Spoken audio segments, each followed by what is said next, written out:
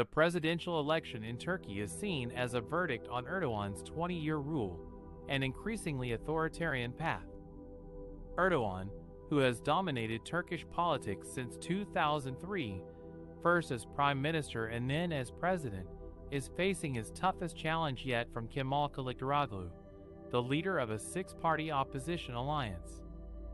Erdogan's re-election bid has been complicated by a cost-of-living crisis, triggered by a lira slump and soaring inflation, and a devastating earthquake in February, which killed more than 50,000 people in Turkey and left millions homeless. He has also faced criticism for his crackdown on dissent, media freedom, and human rights, especially after a failed coup attempt in 2016. Kilicdaroglu, who heads the secularist Republican People's Party, CHP, has promised to restore parliamentary democracy, judicial independence, and the rule of law if he wins. He has also vowed to tackle corruption, poverty, and unemployment, and to improve relations with Turkey's NATO allies and regional neighbors. The election is widely expected to go to a runoff on May 28, as neither candidate is likely to secure more than 50% of the vote in the first round.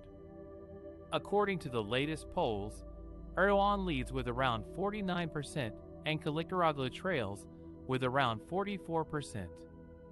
However, the opposition has disputed the accuracy of the official results and claimed that many of their votes have not been counted yet. The outcome of the runoff will have major implications for Turkey's future direction and stability, as well as its role in the region and the world.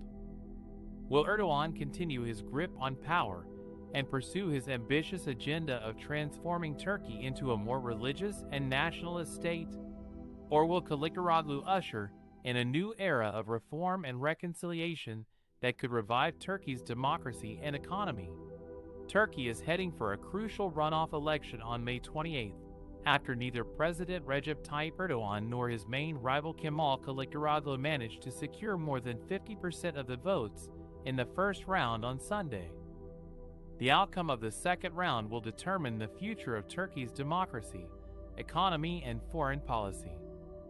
Erdogan, who has ruled Turkey for 20 years, is facing the toughest challenge of his political career from Kilicdaroglu, the leader of a broad opposition alliance that includes secularists, nationalists, Kurds, and Islamists.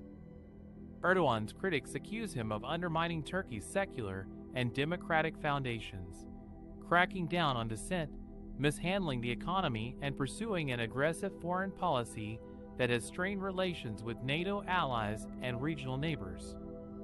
Kilicdaroglu, on the other hand, promises to restore Turkey's parliamentary system, respect human rights and freedoms, revive the economy, and mend ties with the West and the Middle East. He also vows to end Turkey's involvement in the conflicts in Syria and Libya and seek a peaceful solution to the Kurdish issue. The first round of the election was marked by high turnout, intense polarization, and allegations of irregularities. According to preliminary results, Erdogan won 49.3% of the votes, while Kilicdaroglu secured 45% support.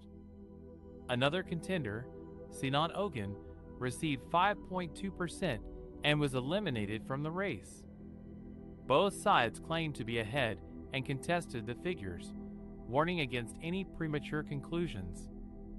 The runoff vote is expected to be even more competitive and contentious, as both candidates will try to win over the undecided voters and the supporters of Ogun.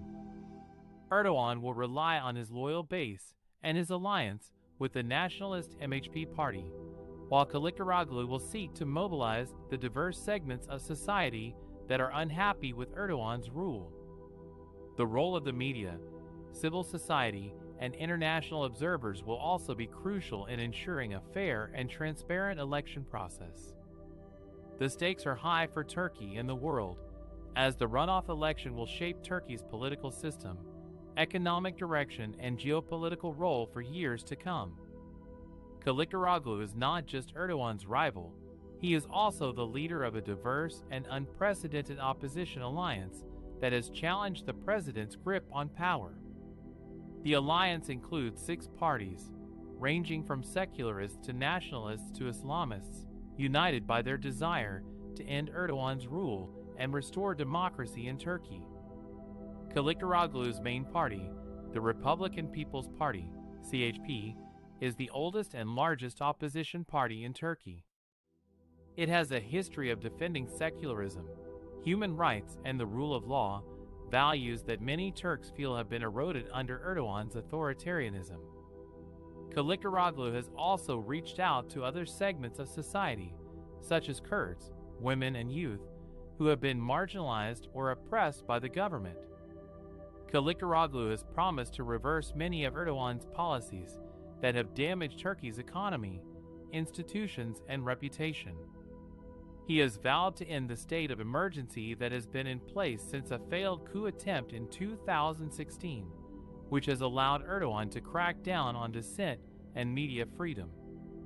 He has also pledged to release thousands of political prisoners, including journalists, academics, and activists who have been jailed on trumped-up charges. Kilicdaroglu has also said he would restore Turkey's relations with its allies in NATO and the European Union, which have deteriorated under Erdogan's confrontational and erratic foreign policy. He has criticized Erdogan for buying Russian missile systems, invading Kurdish areas in Syria and Iraq, and meddling in conflicts in Libya and Azerbaijan. He has called for dialogue and cooperation with Turkey's neighbors and partners, based on mutual respect and interests.